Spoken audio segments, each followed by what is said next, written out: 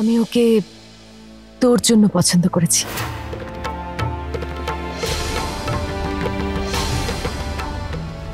সত্যি বাবা, তোদের দুজনকে একসাথে খুব ভালো লাগবে।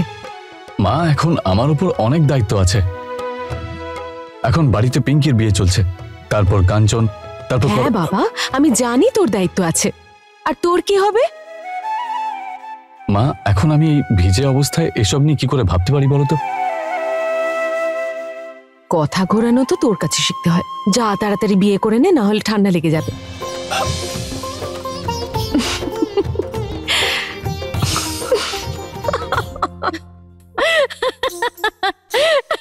দাদার আপ্যায়ন একমাত্র তুই ভালো করে করলি, এক বালতি জল ঢেলে। তোর হাসি পাচ্ছে, আমার ভীষণ খারাপ লাগছে। আর লজ্জায় ওনার কাছে ক্ষমাও চাইতে পারলাম না। ঠিক আছে, আমি তোকে দাদার কাছে নিয়ে যাচ্ছি, তখন ক্ষমা চেয়ে নিবি। কিন্তু তার আগে আমি এটা জানতে চাইছি, তোকে বাথরুমে লক কে করলো?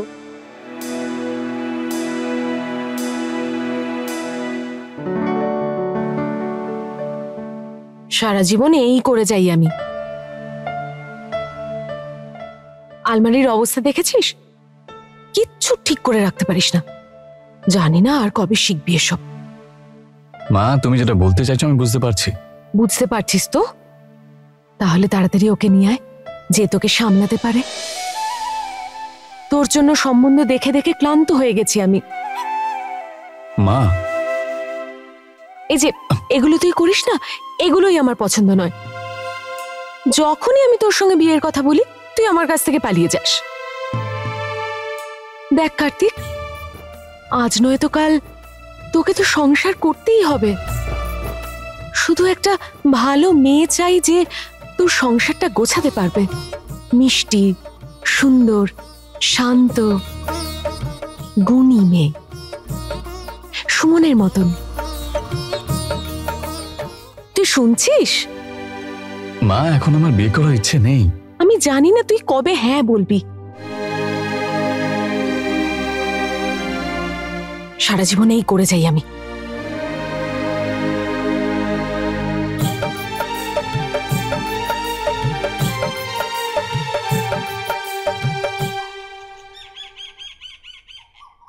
বলো, কে বন্ধ করেছিলে সুমনকে?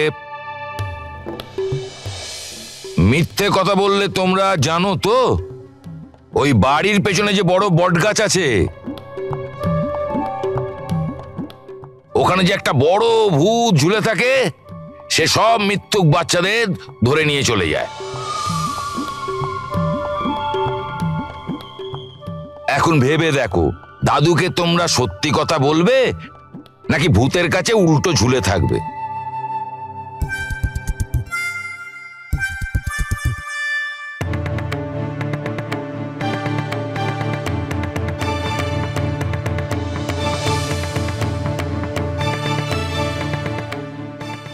ভূতের ভয়ে একটা দুষ্টু তো কমপক্ষে সামনে এলো।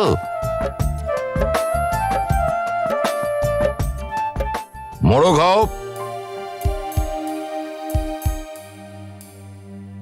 দাদু, আগেই ক্ষমা চাইছি, আপনার মুখের ওপর বলছি বলে। শাস্তি পাওয়ার যোগ্য তো আমিও। একদম। তাহলে তো ওরও শাস্তি পাওয়া উচিত, আর শাস্তি দেওয়ার অধিকার তারই পাওয়া উচিত যার গায়েও জল ফেলেছে। তোমার কথাও ঠিক, শাস্তি তো ওরও পাওয়া উচিত। শাস্তি তো একে একমাত্র কার্তিকই দিতে পারে, কারণ ওর কাছে জল চাইতে গিয়ে ও উল্টে এক বালতি জলে চান করিয়ে দিয়েছে। কোথায় কার্তিক? ডাকো কার্তিক। দাদু, আমি সুমনকে কার্তিক দাদার কাছে নিয়ে যাই? হ্যাঁ, নিয়ে যাও, ওকেও শাস্তি পেতে হবে। চল।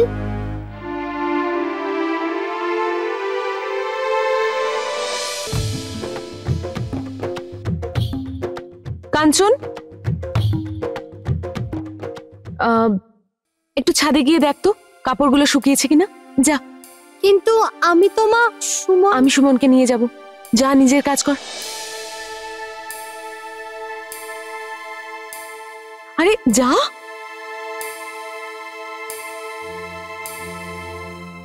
শাস্তি নেওয়ার জন্য রাজি তুই? আচ্ছা শোন, কার্তিকের ঘরে যাচ্ছিস যখন ওর জন্য খাবারটাও নিয়ে যা। শাস্তি আর খাবার একসাথে।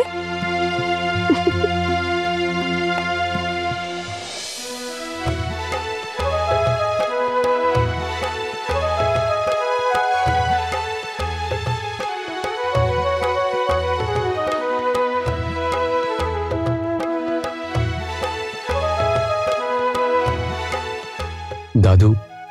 কার্তিক, এসো বাবা এসো। অনেকদিন বাঁচবে তুমি। এক্ষুনি তোমারই কথা ভাবছিলাম আর তুমি চলে এলে। এটা তুমি কি করছো দাদু? কিছুই না, বিয়ের যে সমস্ত জিনিসপত্র কেনার বাকি আছে তারই একটা লিস্ট বানাচ্ছিলাম। দাদু তুমি এসব বাদ দাও। দাদু তুমি চিন্তা করো না, এখন তো আমি এসে গেছি। এবার থেকে এই সমস্ত দায়িত্ব আমার।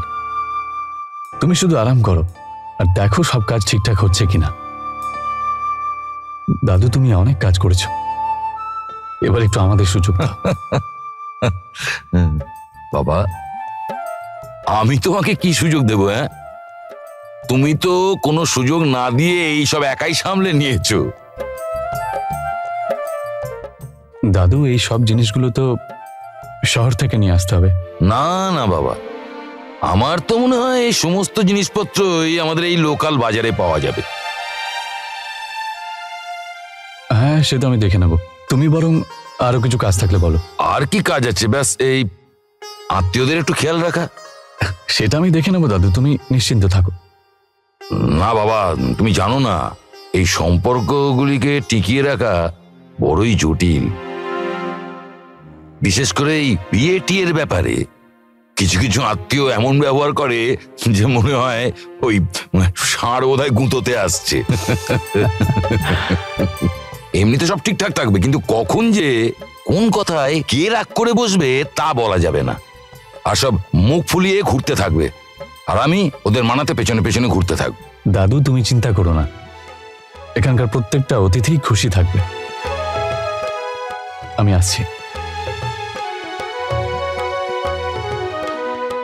তোরই ওপর আমার একমাত্র ভরসা।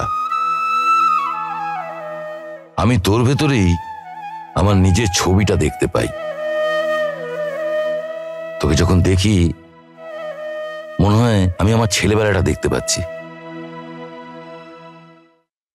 সুমন, কার্তিকের জন্য এটা নিয়ে যা। বেচারা আমার ছেলেটা সারা দিন কাজ করে যায়, অন্য কিছু মাথায় রাখে না ও, এমনকি খাবারের কথাও। ওর খেয়াল রাখতে রাখতে আমি তো ক্লান্ত হয়ে গেছি। এবার তুই খেয়াল রাখিস ও যেন খাবারটা খায়। হ্যাঁ।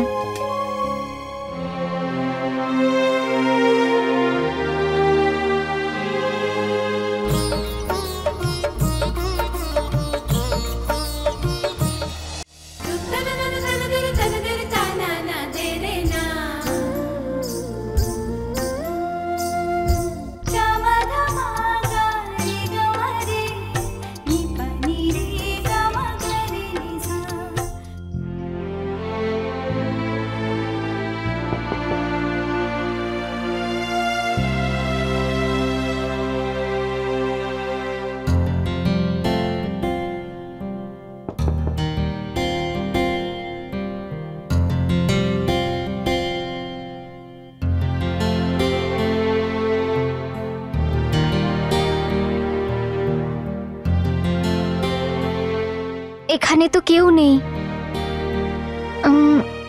আমি ক্ষমা কার কাছে চাইব? আর এই জল খাবার এটার কি করি?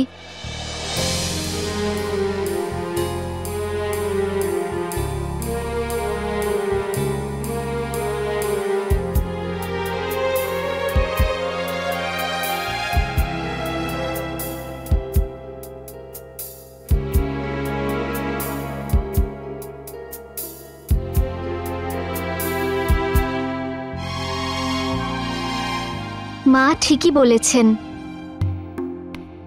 এনার কাজ ছাড়া আর কোনো কিছুর খেয়াল নেই। কি অবস্থা এই ঘরটার!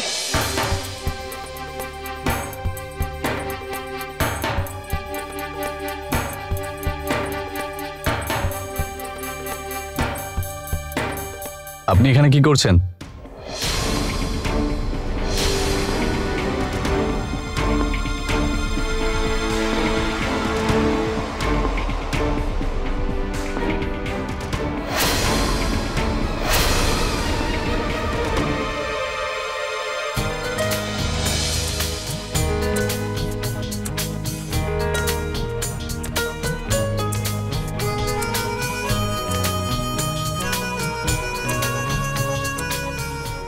দেখলে, একদম কার্তিকদার গলাতেই বললাম, তাই না? ওনার স্টাইলে। জানো, আমি যদি একবার অ্যাক্টিং শুরু করে দিই না, তাহলে আমার তুলনা একদম দিলীপ কুমার সাহেবের সঙ্গে হবে। তুমি কি মনে করো?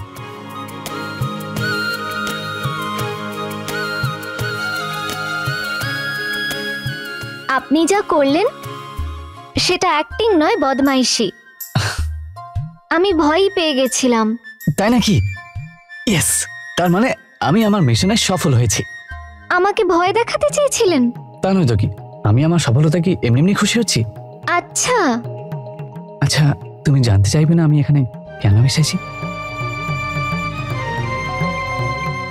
যখন এসেইছেন তাহলে বলেই ফেলুন। বিকেলে দেখা করতে হবে, বাড়ির বাইরে, পুকুর পাড়ের ওইদিকে। কেন দেখা করবেন? এখন যদি সেটা এখানেই বলে দিই, তাহলে বাইরে কেন আসতে বলছি? করণ,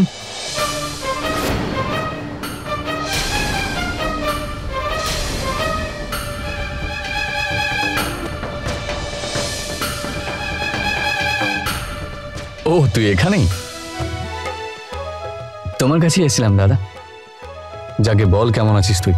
আগের মতোই, একদম জন্মানে ফিট অ্যান্ড ফাইন।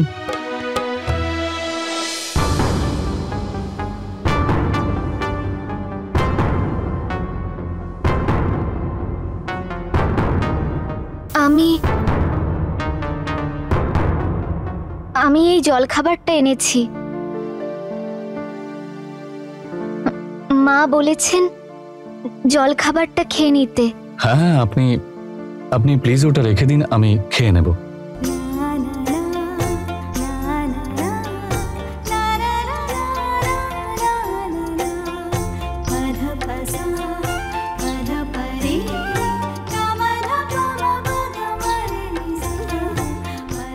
খেয়ে নেবেন অবশ্যই।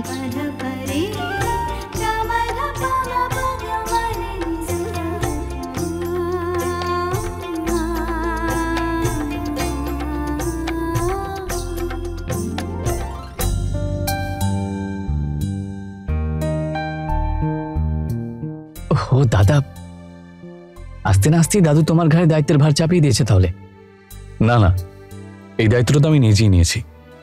আচ্ছা, এই লিস্টটা দেখে বলতো, এই সমস্ত জিনিসগুলো কি এখানে পাওয়া যাবে নাকি শহরে যেতে হবে? যেখানে যেতে হবে আমি চলে যাব। অন্তত এইটুকু তো আমি তোমার জন্য করতেই পারি, তাই না? দাও, এই লিস্টটা আমাকে দাও। তুই ঠিক বলছিস তো? দাদা, তুমি কত কাজ করো বলো তো? সব দিক তো তুমিই সামলাচ্ছ। এখন আমি তো তোমার মতো হতে পারবো না, ঠিক কিনা? তাই তোমার এই কাজগুলোতে একটু সাহায্য তো করতেই পারি আমি। মনে হচ্ছে আমার ছোট্ট ভাইটা বড় হয়ে গেছে, কিন্তু তোর এইসব করার দরকার নেই। কাজের সব দায়িত্ব আমার। আর আমি, তুই আগের মতোই ওই একদম জন্মনে ফিট অ্যান্ড ফাইন।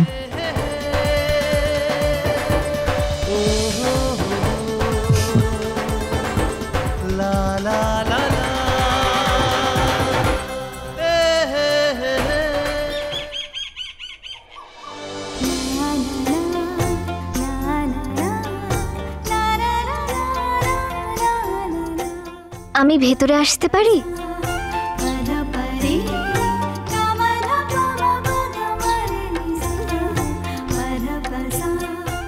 হ্যাঁ, আসুন না।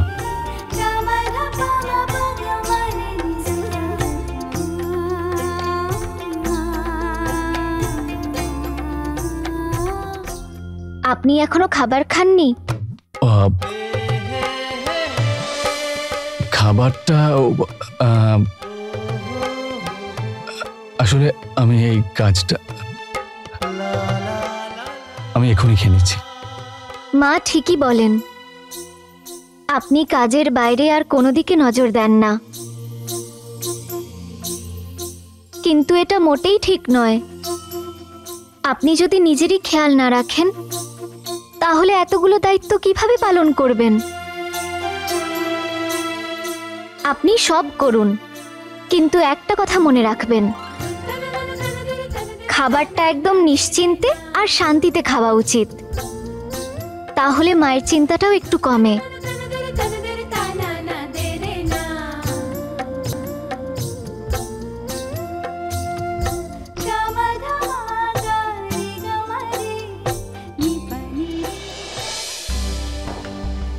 বসুন।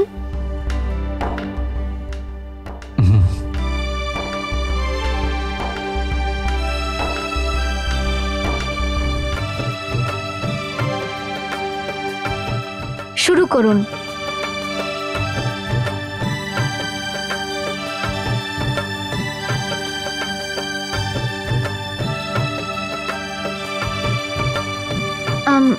ঠান্ডা হয়ে গেছে না?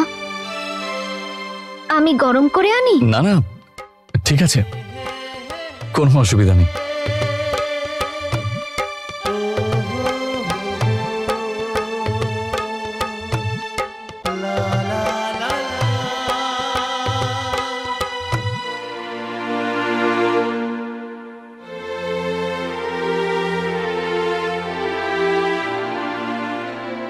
আমি আপনার কাছে ক্ষমা চাইছি।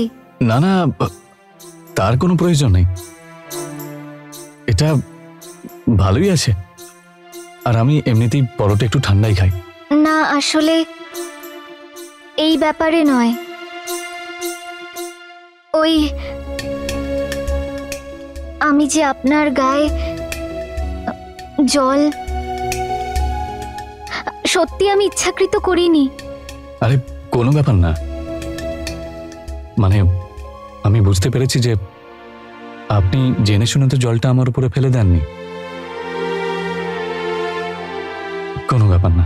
আপনি আপনি খাবারটা খেতে থাকুন। হ্যাঁ,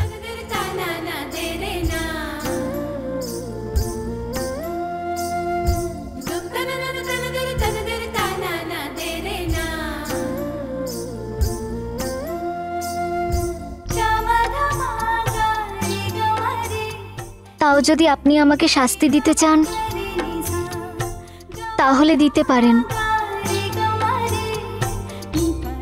যতই হোক ভুল তো আমি করেইছি।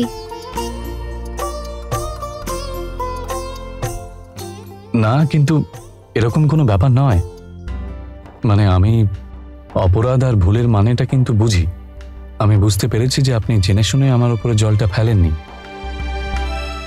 শুধু এইটুকু করতে পারেন, যদি আপনার আবার এরকম কিছু করতে মনে হয় তাহলে আমাকে আগে বলে দেবেন, আমি তোয়ালেটা সঙ্গে রাখবো।